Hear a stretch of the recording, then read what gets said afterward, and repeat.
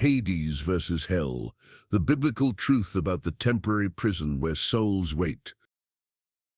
The rich man and Lazarus prove that judgment begins the moment you die. Jesus descended to Hades, took the keys, and emptied the paradise side. 7 truths that separate Hades from the lake of fire.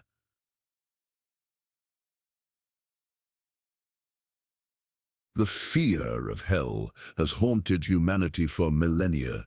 It is a concept weaponized by religion, misunderstood by culture, and often oversimplified even within the church. When most people, even seasoned believers, speak of hell, they are unknowingly collapsing 3 distinct spiritual realities into one terrifying location. They are using an English word to describe places the Bible defines with profound, terrifying specificity.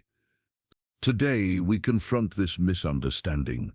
We are drawing a sharp distinction between the final judgment and the temporary holding place, between the eternal verdict and the spiritual waiting room. We begin our deep dive into the biblical geography of the afterlife by dissecting the concept of Hades, or its Old Testament Hebrew counterpart, Sheol.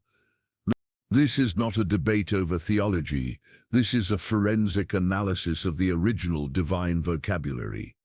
The truth is this: the place where souls go immediately after death, the realm that holds the vast majority of all human spirits who have ever lived, is not the eternal lake of fire. It is the temporary transitional realm known as Hades. Why must you understand this distinction? Because the nature of the temporary prison reveals the impartiality of God's justice, and critically, the completeness of Christ's victory. Jesus himself declared, "The gates of Hades will not overcome my church," Matthew 16:8. To claim that victory, you must understand the territory he conquered. We will dismantle the myths and build a clear scriptural understanding of Hades as a realm with 2 distinct compartments, where consciousness persists and where every soul waits for the ultimate, final judgment. This knowledge will not diminish the reality of judgment, but it will amplify the precision and power of the gospel. Truth 1. The dual compartment, the great divide. The first and most complex truth regarding Hades is the existence of the dual compartment. Hades is not a monolithic cavern of punishment. It is a transitional realm specifically described as having 2 distinct, spatially separated regions established for immediate, preliminary judgment. Biblical deep dive. Our primary source for this anatomy of the afterlife is the profound narrative of the rich man and Lazarus. Jesus, the ultimate authority on the afterlife, gave us this account not as a parable about farming or finance, but as a definitive window into the spiritual state of the dead. In this narrative, both the unrighteous man and the righteous man die and are immediately transferred to Hades. The rich man finds himself in torment, while Lazarus is carried to Abraham's side, often interpreted as the paradise compartment. The crucial element that confirms the dual compartment is the great gulf, Vexin Soch, Conta Wokwa, described in Luke 16:26. This gulf is a fixed, absolute separation that ensures the torment of the wicked is not alleviated by the comfort of the righteous, and vice versa. This separation is immediate and irreversible once the soul enters Hades. The existence of this gulf confirms that upon physical death, the human soul immediately receives its preliminary assignment based on the life lived and the response to God's truth. Theological significance. Before the cross, paradise, Abraham's side served as the safe haven, the waiting room for the righteous. It was the only part of Hades free from torment. The rich man's section, however, was a place of conscious, immediate suffering. The dual compartment reveals the impartiality of God's immediate justice. There is no spiritual neutrality in death. Judgment begins instantly. This is the truth that shatters the concept of soul sleep. the belief that the soul is unconscious until resurrection. The rich man was fully conscious, thirsty and capable of both recognizing Lazarus and communicating his despair. The jewel compartment is the staging ground for the final drama, a place of containment where the soul waits for its bodily resurrection and final verdict.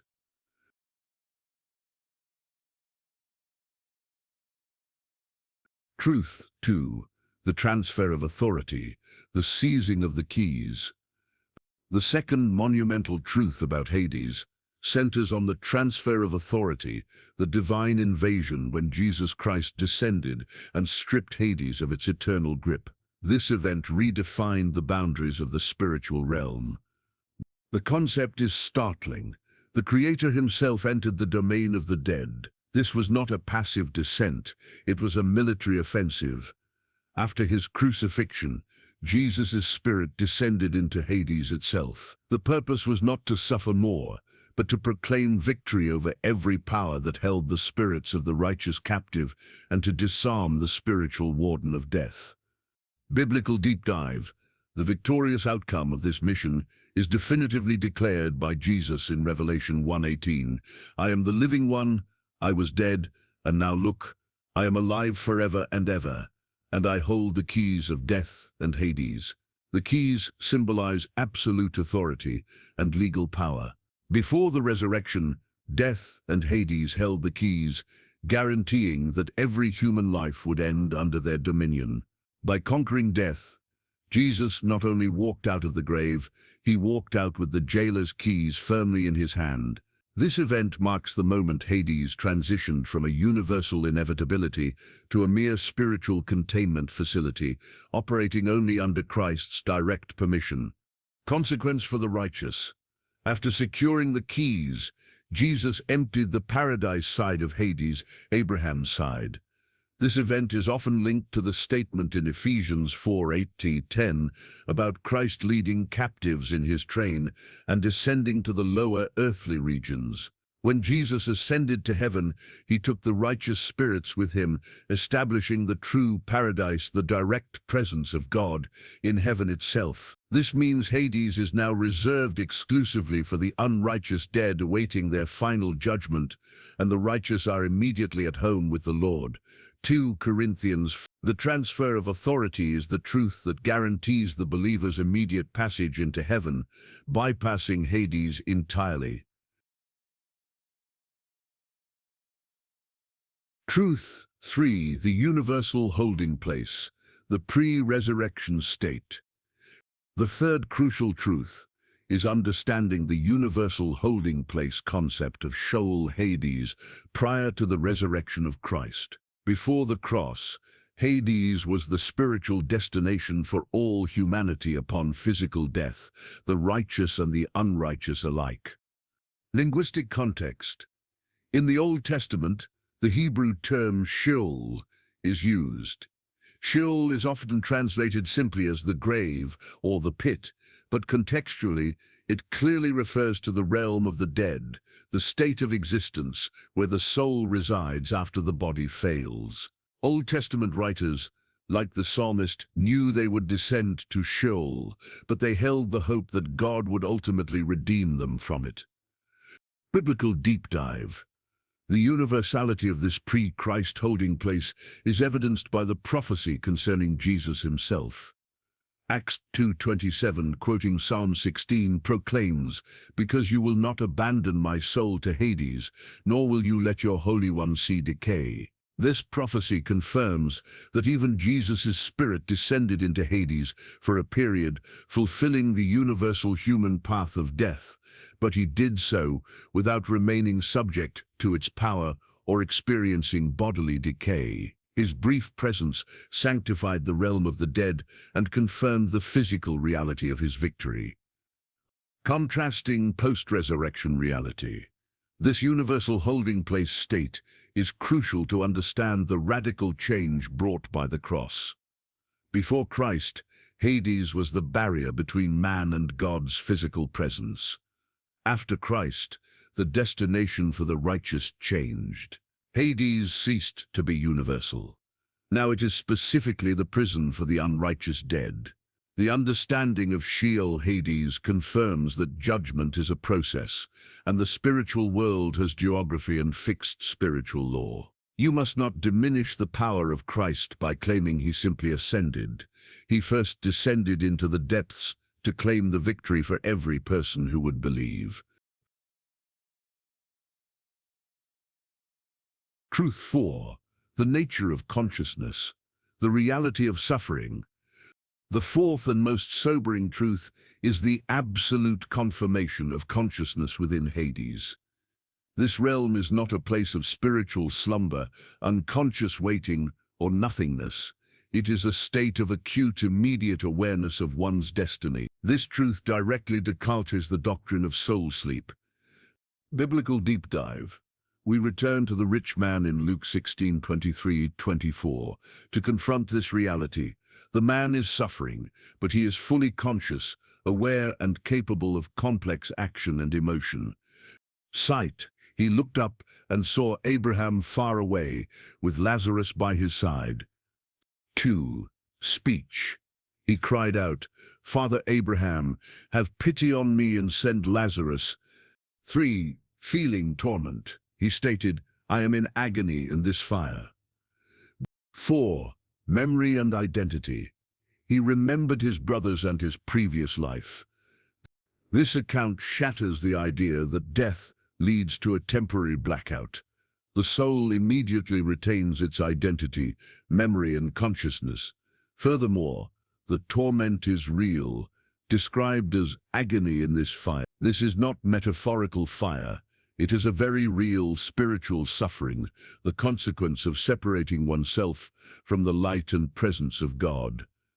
Spiritual consequence for the unrighteous. This conscious suffering serves as the preliminary judicial phase. It is a foretaste of the final, complete separation from God.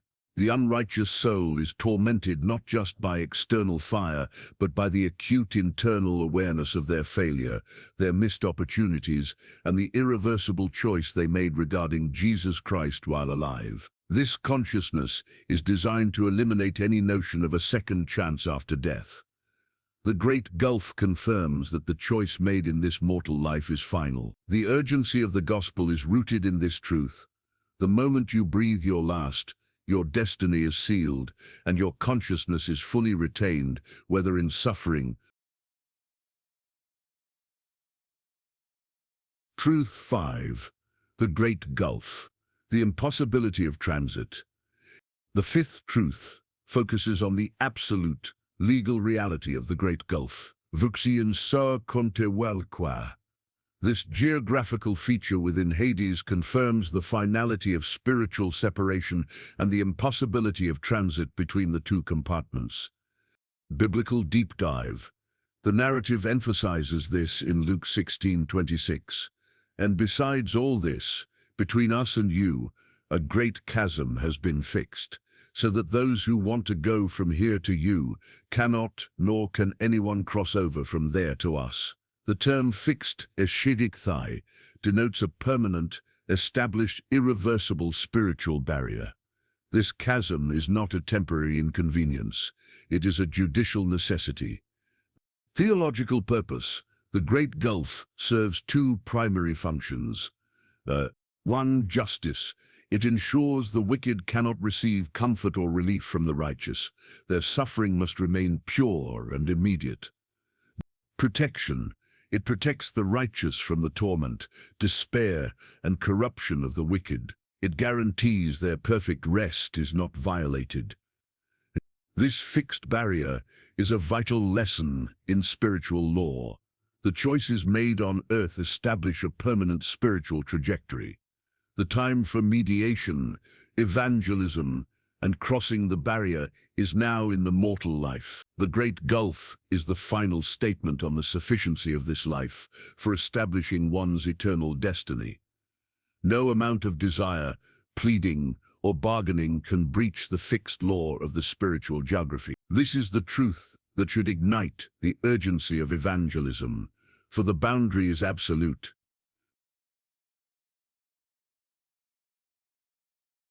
Truth 6, the waiting for the body, the resurrection mandate. The sixth truth reveals the temporary nature of Hades through the waiting for the body, the resurrection mandate. Hades is a holding place because the ultimate eternal punishment requires the complete human being, body and soul, to be reunited. Theological imperative.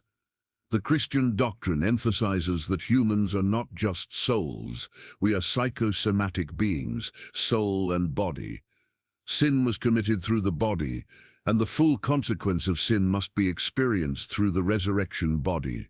Therefore, the separation experienced in Hades is temporary. The final judgment is not issued upon a disembodied soul.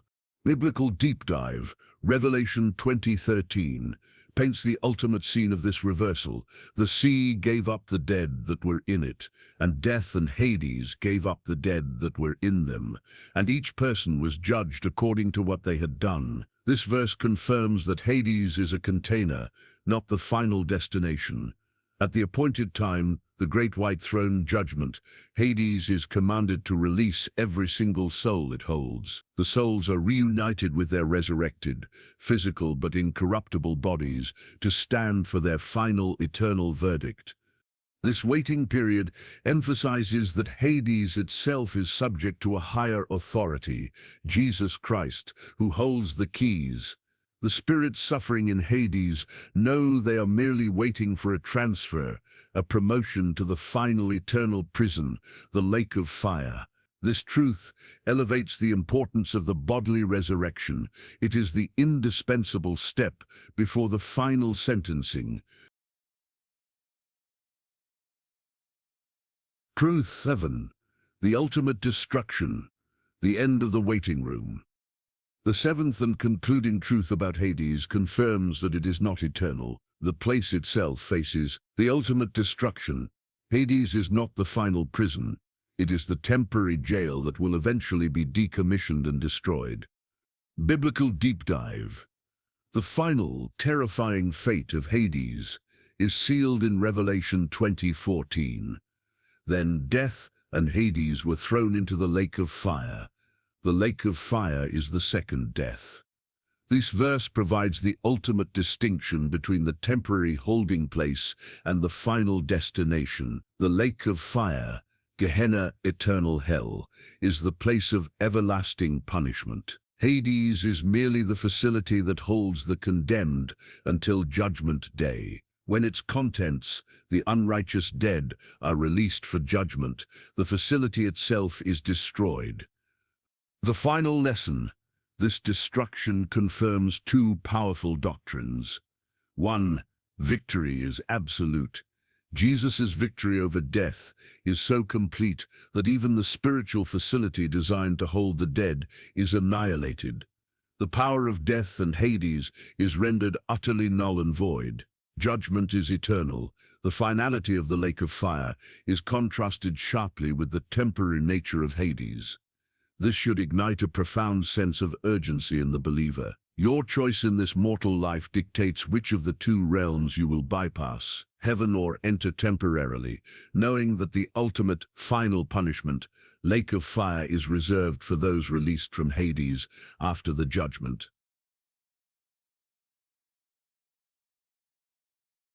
The veil has been pulled back.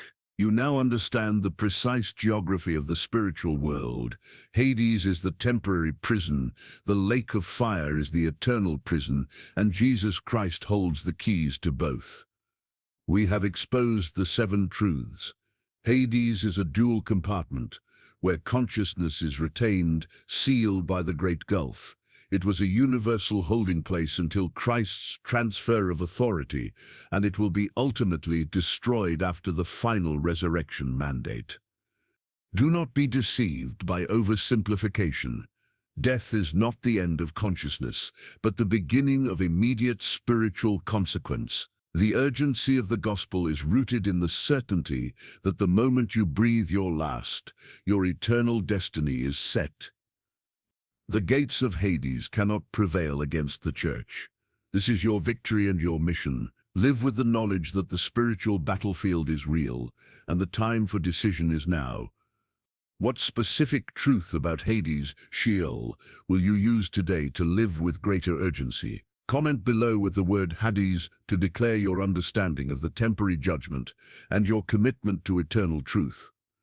Subscribe to this channel to unlock the next crucial layer of spiritual geography. Tartarus, the prison built only for the fallen angels. Amen.